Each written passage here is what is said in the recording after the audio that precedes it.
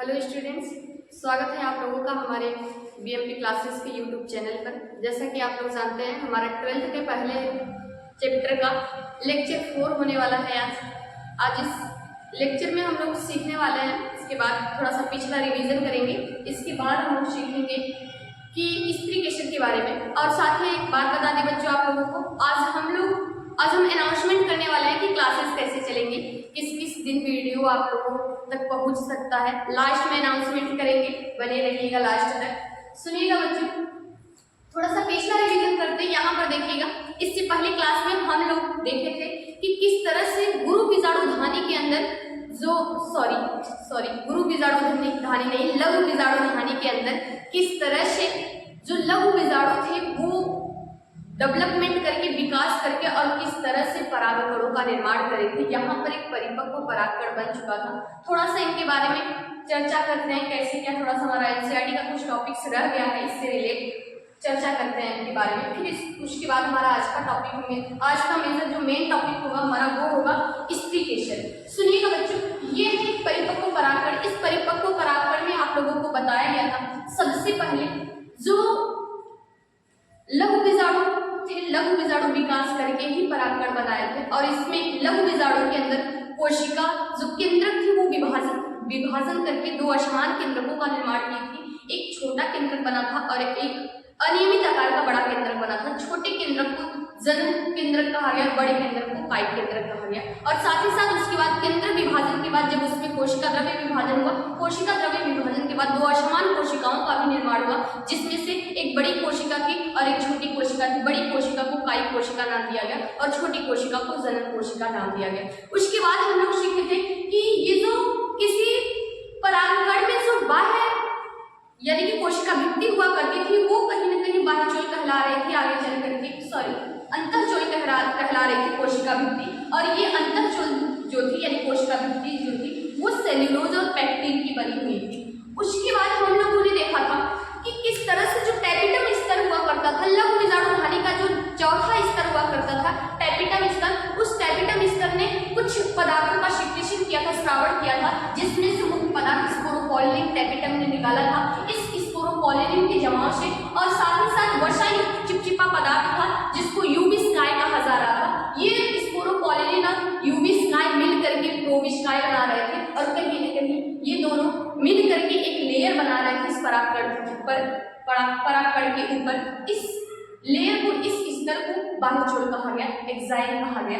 तो ध्यान दीजिएगा बच्चों, प्रश्न ऐसे पूछता है कि बाह्यचोल किससे मिल करके बना होता है या तो अंतःचोल किससे मिल करके बना होता है। तो ये थोड़ा सा ध्यान दीजिएगा और समझ रहे हैं कि ये जनन कोशिका, ये कायिक कोशिका है। और जहां पर वो संरचना, जहां पर बाह्यचोल अनुपस्थित होता है वो संरचना जनन छिद्र कहलाता है। इसका ये है जनन छिद्र और यही आगे चल करके जनन छिद्र के द्वारा ही यहाँ पर परागनलिका का निर्माण होगा पॉलिनेशन के बाद। यानी ये परागकण जब झरेगा तो जाकर के गिरेगा किसी स्त्रीकेशन के वर्तिकाग्र पर और वर्तिकाग्र पर आगे की प्रोसेस जो होगी वहाँ परागनलिका का निर्माण होगा। कहीं न कहीं ये जनन छिद्र परागनलिका के निर्माण में सहायता प्रदान करने वाली है। और एक बात का ध्यान दीजिएगा बच्चों, ये एक परिपक्व परागकण है। इस परागकण को नर युग्मकोद्भिद भी कहा गया। ध्यान दीजिएगा, ये परागकण जो है नर युग्मकोद्भिद कहलाएगा, नर युग्मकोद्भिद।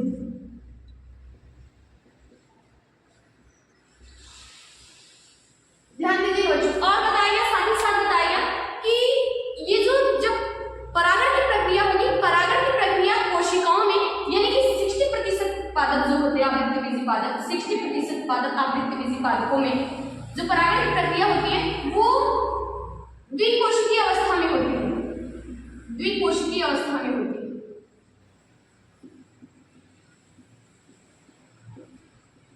और 40% पादपों में, आवृत्ति बीजी पादपों में त्रिकोशिकीय अवस्था में होगी पॉलिनेशन, द्विकोशिकीय अवस्था में होगी, त्रिकोशिकीय अवस्था में।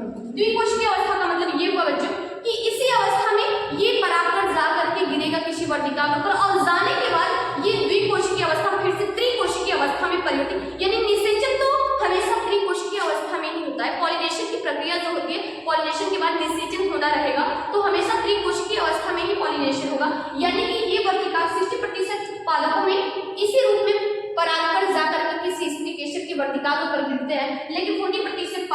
त्रिकोशिकीय अवस्था में जा करके। त्रिकोशिकीय अवस्था का मतलब ये है बच्चों कि ये संरचना तो रहेगी, एग्जाइल रहेगी, इंटाइल रहेगी, साथ ही साथ ये जो जनन कोशिका है, इस जनन कोशिका में विभाजन हो जाता है और दो जनन केंद्रक का निर्माण होता है फिर से, और वो जनन केंद्रक फिर से दो जनन कोशिकाओं का निर्माण करता है। यानी कि ये एक कोशिका, ये कायिक कोशिका होगी, ये त्रिकोशिकीय अवस्था है, ये कायिक कोशिका है, और ये दो जनन कोशिका है, दो जनन कोशिका। अब ये अवस्था जो होगी, ये अवस्था त्रिकोशिकीय अवस्था कहलाएगी।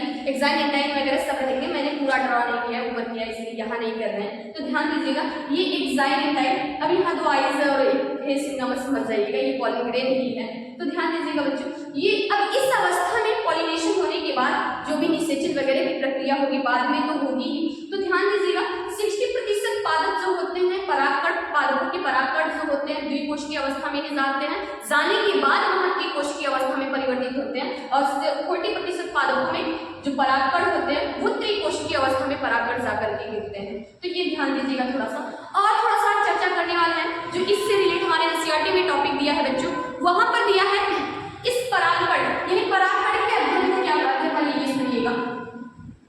परागकण के अध्ययन, परागकणों के अध्ययन,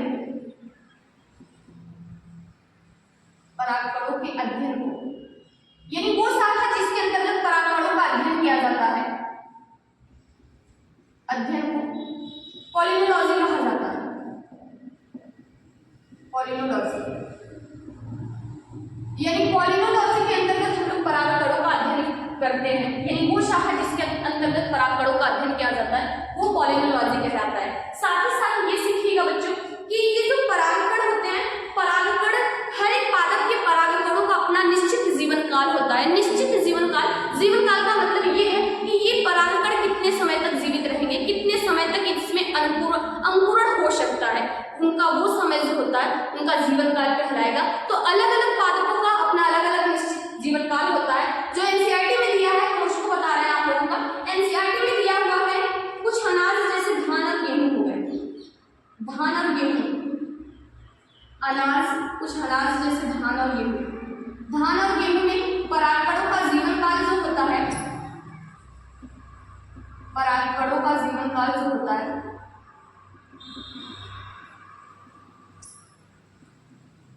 जीवनकाल जो होता है वो प्रॉपर 30 मिनट का होता है, यानी 30 मिनट तक परागकण इन पादपों में जीवित रहते हैं, 30 मिनट्स का होता है धान और गेहूं में। और क्या दिया हुआ है हमारे एनसीईआरटी में, हमारे एनसीईआरटी में और दिया हुआ है बच्चों कि लेग्यूमिनेसी कुल के पादप और सोलेनिएसी कुल के पादप और रोजिएसी कुल के पादप। लेग्यूमिनेसी जिनके अंतर्गत यहाँ लिख दे रहे हैं, उदाहरण भी बता देंगे अभी। लेग्यूमिनेसी कुल,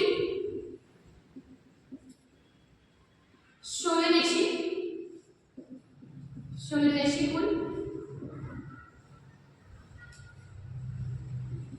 और रोजिएसी कुल, इन तीनों कुल के पादप जो होते हैं कई महीनों तक जीवित रहते हैं, इनका जो जीवन काल होता है कई महीनों तक होता है। लेग्यूमिनेसी कुल के पादप यानी जो दलहनी पादप जितने होते हैं सब लेग्यूमिनेसी में आएंगे, जैसे मटर हो गया, चना हो गया, अरहर हो गया, ये सब लेग्यूमिनेसी कुल में ये पादप आएंगे।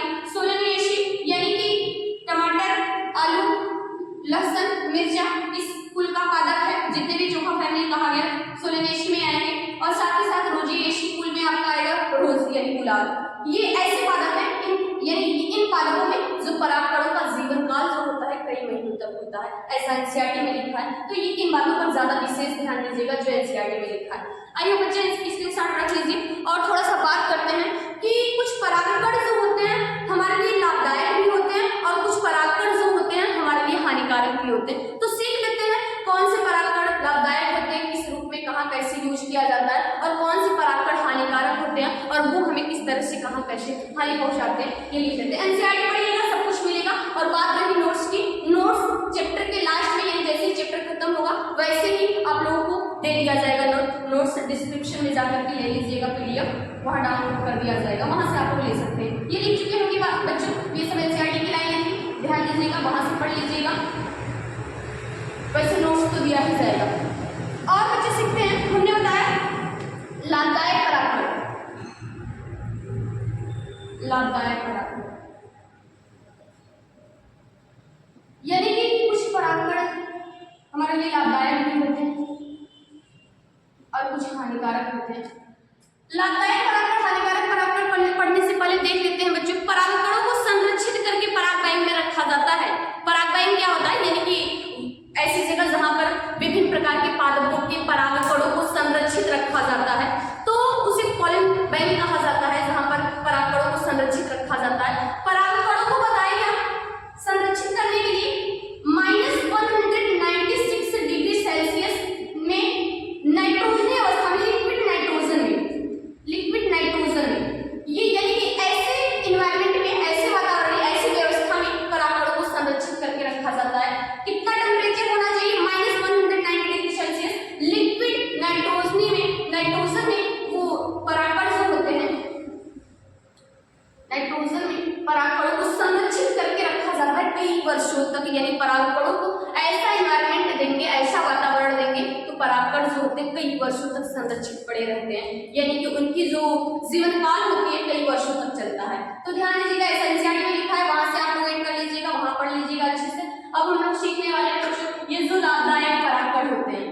सुनिएगा बच्चों, ये कुछ ऐसे परागकण होते हैं, यानी कि परागकण जो होते हैं भरपूर मात्रा में इसमें पोषक तत्व पाया जाता है, ऐसा एनसीईआरटी में लिखा गया ये सब लाइन है।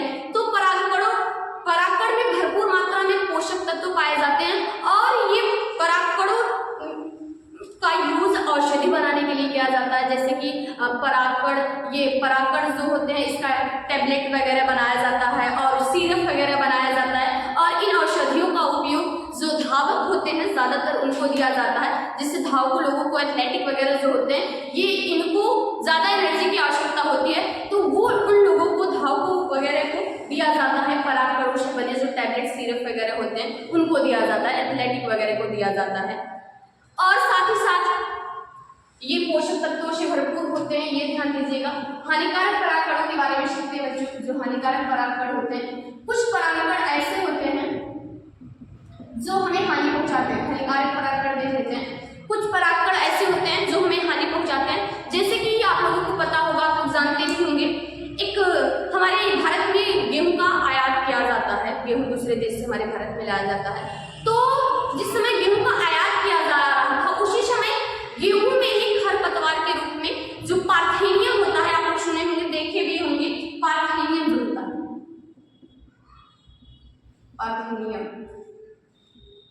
पार्थेनियम को जनरल भाषा में गाजर घास कहा जाता है। आप लोग देखेंगे इसकी पत्तियां जो होती हैं गाजर की जैसी पत्तियां होती हैं, उसी के जैसी होती हैं, देखे होंगे। इसमें छोटे छोटे से व्हाइट कलर के फ्लावर्स लगे होते हैं पार्थेनियम घास में, जो गाजर घास होता है, पार्थेनियम जो होता है। तो उन्हीं गेहूं वगैरह के साथ ये पार्थेनियम जो होता है दूसरे देश से अपने देश में आ गया था, और जो ये पार्थेनियम के परागकण होते हैं हम मनुष्यों में बहुत हानि पहुंचाते हैं। मैक्सिमम मात्रा में परागकण हमारे शरीर में प्रवेश होकर हमें दमा रोग उत्पन्न कर देते हैं, हमारे शरीर में एस्थमा रोग कर देते हैं, और क्या कहते हैं, ब्रांकियोटिस रोग उत्पन्न कर देते हैं, ब्रांक्यूल्स इससे संक्रमित हो जाते हैं। दमा रोग में जो हमारा ट्रैकिया होता है, ट्रैकियो का जो वॉल्यूम होता है वो घट जाता है, जिससे सांस लेने में प्रॉब्लम होती है, यानी दमा, ब्रांकियोटिस वगैरह इससे हो जाता है। तो ध्यान दीजिएगा, ये थे कुछ हानिकारक, और साथ ही साथ कुछ और भी पादप हैं, जैसे कि गाजर घास के साथ साथ दूब घास के जो परागकण होते हैं, इसके भी जो परागकण होते हैं हमारे लिए हानि पहुंचाते हैं, यानी हमें एलर्जी उत्पन्न करते हैं।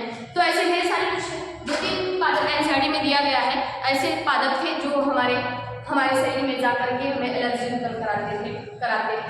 तो ध्यान दीजिएगा बच्चों, आई होप को कितना आप लोगों को समझ में आ गया होगा। तो अब जो आज का हमारा टॉपिक है वो है, आज का हमारा टॉपिक स्त्री क्वेश्चन मेजर टॉपिक। ये तो पिछला था, जो पिछला कुछ बातें बचा हुआ था इससे रिलेटेड, वो चर्चा हमने कर दिया। आई होप आप लोग लिख चुके होंगे बच्चों, नहीं लिखे स्क्रीनशॉट रख लीजिएगा।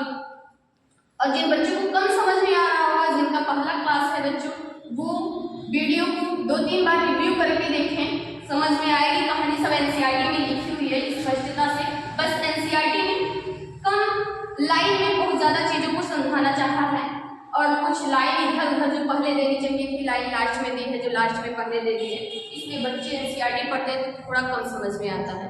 तो ये पढ़ने के बाद, लेक्चर अटेंड करने के बाद आप लोग एनसीईआरटी पढ़िएगा, अच्छा लगेगा, समझ में भी आएगा। तो सुनिएगा बच्चों, आज हम लोग पढ़ने वाले हैं, आज का हमारा टॉपिक है स्प्लिकेशन।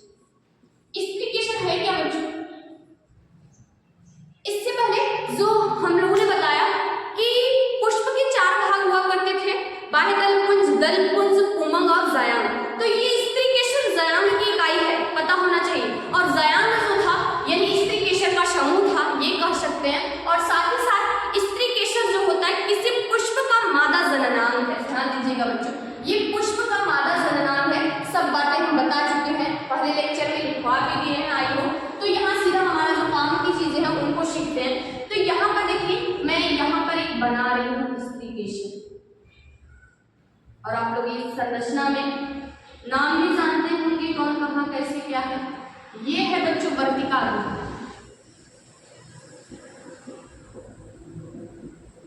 स्टिग्मा, ये है वर्तिका, स्टाइल, ये है अंडाशय, ओवरी।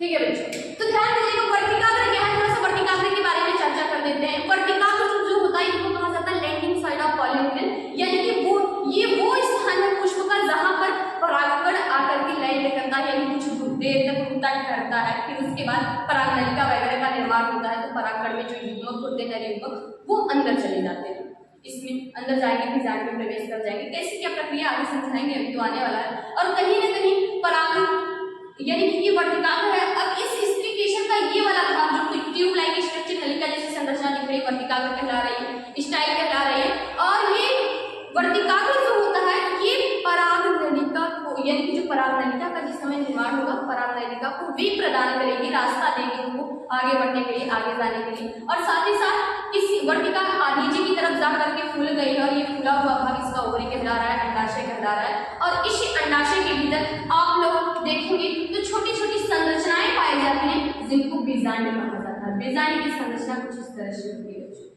ये है बीजांड और ये है बीजांड। तो यहाँ पर बीजांड हम यहाँ बनाएंगे, यहाँ पर बीजांड की संरचना तरीके से देखेंगे बच्चों। थोड़ा सा ओवरी बड़ा करते हैं क्योंकि बीजांड की संरचना देखना है तो बीजांड भी बड़ा होना चाहिए उसमें। ये देखिएगा बच्चों, स्टिग्मा, स्टाइल और ओवरी बन गया। अब इस बीजांड के अंदर ये फूला हुआ भाग अंडाशय कहला रहे थे, और अंडाशय के भीतर छोटी छोटी संरचनाएं पाई जाती हैं, जिनको बीजांड कहा जाता है। बीजांड के देखिएगा बच्चों, बीजांड का ये भाग, यहाँ पर ये इनको, इस बिंदु को प्लासेंटा कहा जाता है। मैं थोड़ा सा बना दे रही हूँ, बनाने के बाद समझने का प्रयास करती हूँ।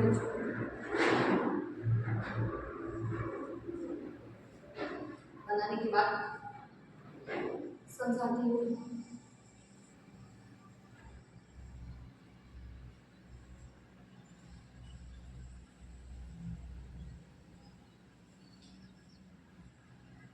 ये है किसी पुष्प में बीजांड, ध्यान दीजिएगा बच्चों, सुनिएगा बच्चों। अब किस संरचना को कहाँ कैसे क्या नाम दिया गया सुनिएगा। यहाँ पर इस भाग को, इस वाले भाग को, यहाँ पर ये संरचना, यानी कि वो बिंदु जहां पर ये बीजांड और अंडाशय जुट रहा है, इस भाग को कहा जाता है प्लासेंटा अपरा।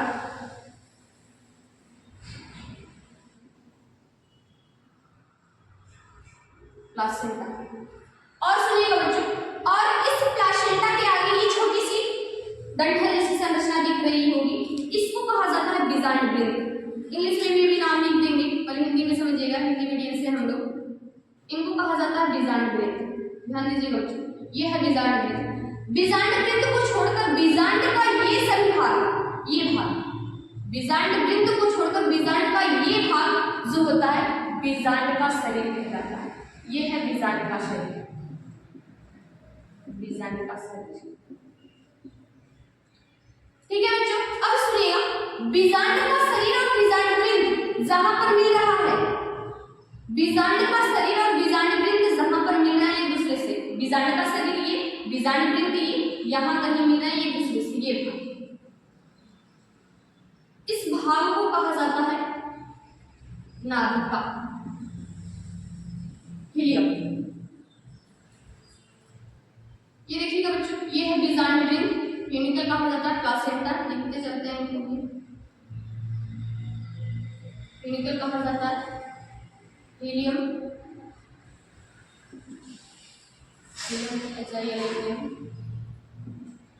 उसके बाद इस बीजांड के शरीर में यहाँ पर देखिए ये वाली संरचना, ये संरचना, ये एक लेयर, ये दूसरी लेयर, यानी कि बीजांड के शरीर में एक ये स्तर होता है जिसको अध्यावरण कहा जाता है।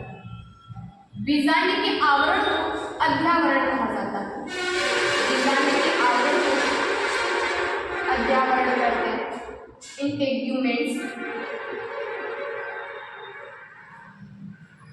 इंटेग्यूमेंट कहा जाता है। और यहाँ पर देखिए बच्चों, ये बाहरी आवरण जो है बाहरी अध्यावरण कहलाएगी और अंदर की आवरण जो है आंतरिक अध्यावरण कहलाएगी। और ध्यान दीजिएगा, एक ऐसा भाग है, एक ऐसा साइड है जहां पर अध्यावरण अवशेष नहीं पाया जा रहा है। यहाँ देखिए ये वाला भाग जो है बीजांड द्वार कहलाएगा, बीजांड द्वार। माइक्रोपाइल, ये है माइक्रोपाइल बीजांड द्वार। और बीजांड द्वार के जस्ट विपरीत का भाग, यानी बीजांड द्वार यहाँ है तो यहाँ वाला ये भाग जो होगी, ये भाग कहलाएगी निभाग, कैलाजा। कुछ लोग कैलाजा ही पढ़ते हैं, कैलाजा या कहिए या चैलाजा कहिए, आपकी मर्जी। ये है निभाग। तो ध्यान दीजिएगा बच्चों, एक बार फिर से देखिएगा बीजांड की संरचना में, और साथ ही साथ देखिएगा बच्चों, अब इस अध्यावरण के अंदर ढेर सारी कोशिकाओं का समूह पाया जा रहा है।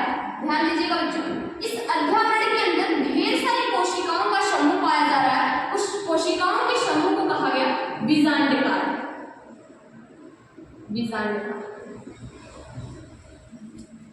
ठीक है बच्चों, तो ध्यान दीजिएगा, एक बार फिर से मैं रिवीजन कर दे रही हूँ।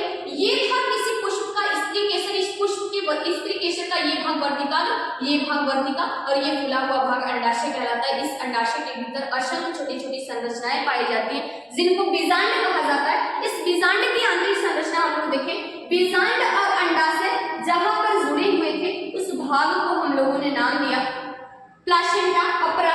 और सुनिएगा, बाकी यानी कि बीजांड अपरा से जुड़ा हुआ था। इस बीजांड की ये छोटी सी डंठल जैसी संरचना, इसका बीजांड वृत्त कहलाएगी, फ्यूनिकल कहलाएगी। बीजांड वृत्त को छोड़कर बीजांड का सभी भाग बीजांड का शरीर कहलाएगा। और बीजांड का शरीर और बीजांड वृत्त जिस भाग पर मिल रहे हैं उस भाग को नाभिका कहा गया, हीलियम कहा गया। साथ ही साथ इस बीजांड के ऊपर आवरण पाए जाते हैं, तो बीजांड के आवरण को अध्यावरण नाम दिया गया। और सुनिएगा बच्चों, ये जो बाहरी आवरण है उसको बाहरी आउटर इंटेग्यूमेंट और अंदर के आवरण को आंतरिक अध्यावरण यानी इनर इंटेग्यूमेंट नाम दिया जाता है। और साथ ही साथ बीजांड का वो भाग जहां पर अध्यावरण अनुपस्थित है उस भाग को बीजांड द्वार माइक्रोपाइल कहा गया। और बीजांड द्वार के जस्ट विपरीत का भाग, ये वाला भाग जो है निभाग कहलाएगा, चैलाजा कहेगा। तो बड़ा कंफ्यूजन होता है नाभिका और निभाग में, तो क्लियर करिएगा। नाभिका वो भाग था जहां पर बीजांड का शरीर और बीजांड वृत्त आपस में जुड़ रहे थे, वो भाग नाभिका था। और निभाग क्या था? बीजांड द्वार के विपरीत का भाग निभाग कहलाया। अब ध्यान दीजिएगा बच्चों, अब हम लोग सीखने वाले हैं। थोड़ा सा मैं रिलीज करना चाहती हूँ क्योंकि ये सब लिखा हुआ जगह नहीं मेरे पास। स्क्रीनशॉट ले लीजिए फट से, और मैं आगे की संरचना यहाँ दिखाऊंगी आप लोग को बीजांडकार के अंदर क्या हो रहा है। आई होप ले लिए होंगे बच्चों, इरेज करना। अब सुनिएगा, मैं ये भी इनको भी हटा देते हैं। मैं एक केवल बीजांड ड्रा कर रही हूँ।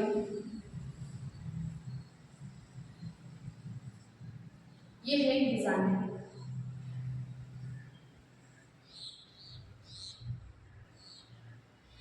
आई होप नाम जान रहे हैं सबका आप लोग। यहाँ पर प्लासेंटा नहीं दिख रहा है क्योंकि ओवरी नहीं दिख रहा है, इसलिए प्लासेंटा नहीं दिख रही है। ये वाला भाग फ्यूनिकल यानी कि बीजांड वृत्त को छोड़कर बीजांड का शरीर, ये भाग बीजांड का शरीर और बीजांड वृत्त जहां पर मिले हैं ये भाग निभाग कहलाएगी। ये वाली भाग निभाग है। और सुनिएगा बच्चों, इस बीजांड का आवरण अध्यावरण कहलाता है। बाहरी आवरण को आउटर इंटेग्यूमेंट यानी बाहरी अध्यावरण, अंदर के आवरण को आंतरिक पर अनुपस्थित है, नहीं पाया जा रहा है, उसको बीजांड द्वार कहा जा रहा है। बीजांड द्वार के जस्ट विपरीत का भाग जो है वो निभाग कहला रहा है। अब सुनिएगा बच्चों, हमने अभी बताया कि इस बीजांड के शरीर के अंदर ढेर सारी कोशिकाओं का समूह पाया जाता है और इन कोशिकाओं के समूह को बीजांडकाय नाम दिया गया। सॉरी, बीजांडकाय, ये है बीजांडकाय। अब इस बीजांडकाय में से ढेर सारी कोशिकाओं के समूह है। इस बीजांडकाय में से कुछ कोशिकाएं जो होती हैं वो पोषण प्रदान करके बड़ी हो जाती है। मान लीजिए कोशिका एक बीजांडकाय की कोशिका, ये बीजांडकाय में उपस्थित एक कोशिका पोषण प्रदान करके आकार में बड़ी हो गई। अब ये जो आकार में बड़ी हो गई है, इस बड़ी हुई बीजांड कोशिका को नाम दिया जाएगा गुरु बीजाणु मात्र कोशिका। ध्यान दीजिएगा बच्चों, यहाँ पर हम मेगास्पोरोजेनेसिस भी सीख रहे हैं, गुरु बीजाणु जनन की प्रक्रिया भी सीख रहे हैं, आज ही सीखेंगे, इसी लेक्चर में सीखेंगे। तो ये जो बीजांडकाय में उपस्थित जो कोशिका थी, एक कोशिका आकार में बड़ी हो गई है, इस बड़ी हुई कोशिका का नाम दिया गया गुरु बीजाणु मात्र कोशिका। मेगास्पोर मदर सेल,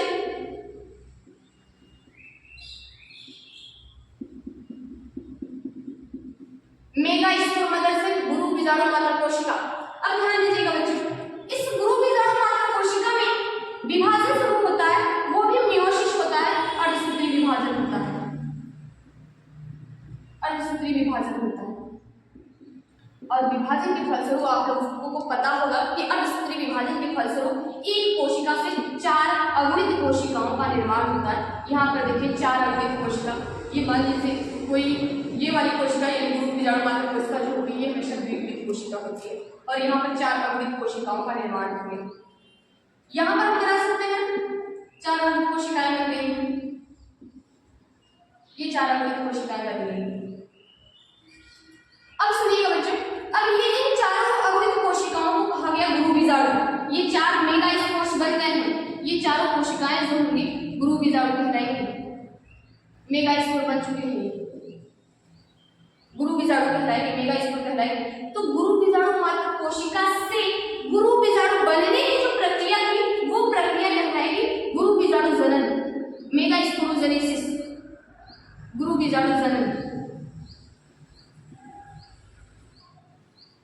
यानी कि गुरु बीजाणु जनन की प्रक्रिया के फलस्वरूप 4 गुरु बीजाणु का निर्माण हुआ, वो चारों गुरु बीजाणु जो थे अगुणित थे। ध्यान दीजिएगा बच्चों, यहाँ पर ये चारों मेगास्पोर दिखाए गए अगुणित कोशिकाएं दिखाई गई हैं। और सुनिएगा फिर उसके बाद आगे का प्रोसेस क्या होता है, फिर उसके बाद क्या देखा गया कि बीजांड द्वार की तरफ जो 3 गुरु बीजाणु हैं, ये 3 मेगास्पोर जो होते हैं ये नष्ट हो जाते हैं। अब आप लोग जानना चाहेंगे नष्ट क्यों होते हैं, वो भी बीजांड द्वार की तरफ वाले ही गुरु बीजाणु क्यों नष्ट हो रहे हैं, ऊपर वाला क्यों नष्ट नहीं हो रहा जो विभाग की तरफ है। बस इतना सीखिएगा, अभी थोड़ा सा बता रहे हैं वो रीजन क्या है। पहले ये सीखिएगा कि गुरु बीजाणु मात्र कोशिका जो थी उसमें अर्धसूत्री विभाजन हुआ, जिसके फलस्वरूप 4 अगुणित कोशिकाओं का निर्माण हुआ और वो चारों अगुणित कोशिकाएं जो है गुरु बीजाणु कहलाएगी और वो प्रक्रिया जो होगी गुरु बीजाणु जनन कहलाएगी। तो यहाँ पर देखिए बीजाणु हम बोल रहे हैं कि जो ये बीजाणु द्वार जो है, बीजाणु द्वार की तरफ के 3 गुरु बीजाणु जो होंगे वो नष्ट हो जाते हैं। यहाँ पर जहाँ पर इससे पहले हम लोग लघु बीजाणु जनन सीख रहे थे वहाँ पराग चतुष्क का निर्माण हुआ था। तो यहाँ कुछ ऐसा नहीं होता, पराग चतुष्क वगैरह यहाँ नहीं बनते, यहाँ पर बीजाणु द्वार की तरफ की कोशिकाएं नष्ट हो जाती है। नष्ट कैसे होती है बच्चों, क्योंकि बीजाणु द्वार है, यहाँ से कुछ हानिकारक सब्सटेंस वगैरह बीजाणु द्वार की तरफ से अंदर घुस जाते हैं और इनको नष्ट कर देते हैं। एक तो ये रीजन है, लेकिन ज्यादा रीजन ये है कि इस कोशिका को ये कोशिकाएं पोषण प्रदान करते करते नष्ट होती है। मेन रीजन तो ये है इन कोशिकाओं का नष्ट होने का कि ये जो निभाग की तरफ की कोशिका होती है, इस कोशिकाओं को ये पोषण प्रदान करते करते नष्ट हो जाती है। और दूसरा रीजन ये है कि कुछ हानिकारक सब्सटेंस घुस जाते हैं बीजाणु द्वार की तरफ और इनको ये नष्ट कर देते हैं। ठीक है बच्चों, तो अब जो ये बची हुई एक हमारी ये बची हुई ये जो एक गुरु बीजाणु है, अब इस बची हुई गुरु बीजाणु का नाम दिया गया सक्रिय गुरु बीजाणु, फंक्शनल मेगास्पोर, सक्रिय गुरु बीजाणु।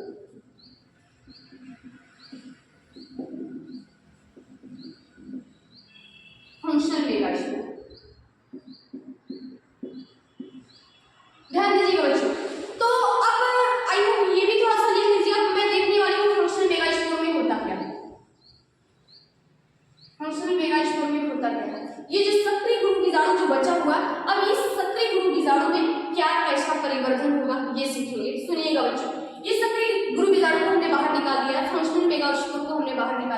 अब इसमें होगा क्या, तो इस कोशिका में फिर से कैरियोकाइनेसिस की प्रक्रिया, इस सक्रिय गुरु बीजाणु में फिर से कैरियोकाइनेसिस की प्रक्रिया स्टार्ट हो जाती है। कहने का मतलब इसमें जो केंद्रक होता है, केंद्रक विभाजन की प्रक्रिया स्टार्ट हो जाती है। तो एक से दो केंद्रक बनता है, दो केंद्रक बन गया। कैरियोकाइनेसिस के बाद इसमें होना तो चाहिए था साइटोकाइनेसिस, लेकिन साइटोकाइनेसिस की प्रक्रिया नहीं होती। फिर होती क्या है, कैरियोकाइनेसिस की प्रक्रिया ही चलती रहती है, जब तक 8 केंद्रक नहीं बन जाते तब तक कैरियोकाइनेसिस ही होता रहता है। यानी कि 1 से 2 केंद्रक बने थे, अब 2 से 4 केंद्रक बनेंगे, 2 से 4 केंद्रक बनेंगे और इन चारों से 8 केंद्रक बनेंगे, इन चारों से 8 केंद्रक बनेंगे, जिसमें से 4 केंद्रक जो होंगे निभा की तरफ और 4 केंद्रक जो होंगे बीजांड द्वार की तरफ रहेंगे। ये प्रक्रिया तो यही हो रही है, इस बीजांड के अंदर ही हो रही है। जो भी ये गुरु बीजाणु, सक्रिय गुरु बीजाणु बना, ये सक्रिय गुरु बीजाणु इस बीजांड के अंदर तो ही बना, यानी यहाँ पर ये जो सक्रिय गुरु बीजाणु था उसमें कैरियोकाइनेसिस की प्रक्रिया हुई। 1 से 2 केंद्रक, 2 से 4 केंद्रक, 4 से 8 केंद्रक बने। तो बच्चों देखिएगा वो 8 केंद्रक की संरचना, 8 केंद्रक आप लोगों को दिख रहा होगा अभी के अंदर कैसे, ये अभी में कोशिकाओं में समसूत्री विभाजन हो रहा है, इन कोशिकाओं में समसूत्री विभाजन हो रहा है, 8 केंद्रक बन चुके हैं। अब सुनिए, उस 8 केंद्रक बनने के बाद इतना आप लोग स्क्रीनशॉट ले लीजिए बच्चे, थोड़ा सा मैं वो प्रक्रिया सिखाऊंगी, यहीं पर ये रेस कर दे रही हूँ, ये मिटा करके बता दे रही हूँ आप लोगों को।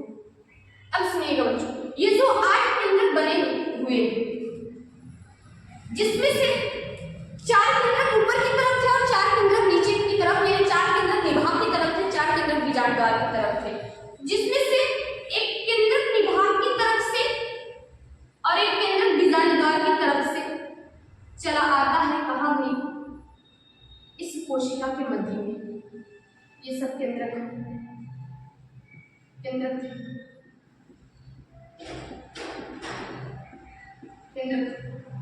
अब जब 8 केंद्रक बना, फिर से इस कोशिका में साइटोकाइनेसिस की प्रक्रिया हो गई और इस केंद्रक के बाहर एक कोशिका का निर्माण हुआ, दूसरी कोशिका का निर्माण इस केंद्रक के बाहर, तीसरा कोशिका यहाँ बना, चौथा यहाँ, पांचवा यहाँ और छठवां कोशिका यहाँ बना। जो 7वां कोशिका था, ये जो 2 केंद्रक थे, इन्हीं केंद्रक के ऊपर 7वां कोशिका बना।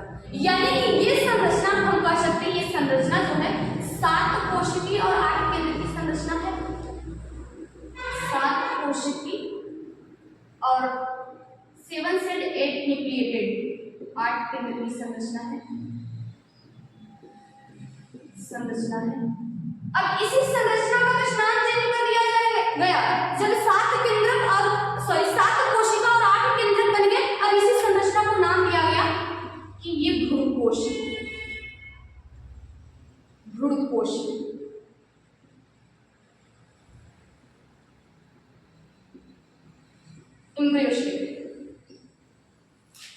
ये है भ्रूणकोश। 7 कोश की 8 केंद्र की संरचना बना। अब हम लोग सीखेंगे बच्चों, इस भ्रूणकोश में ये जो 7 कोशिका और 8 केंद्रक बने, इन कोशिकाओं का नाम क्या दिया गया। तो ध्यान दीजिएगा, ये जो निभाग की तरफ की 3 कोशिकाएं हैं, इन कोशिकाओं को नाम दिया गया प्रतिमुखी कोशिकाएं,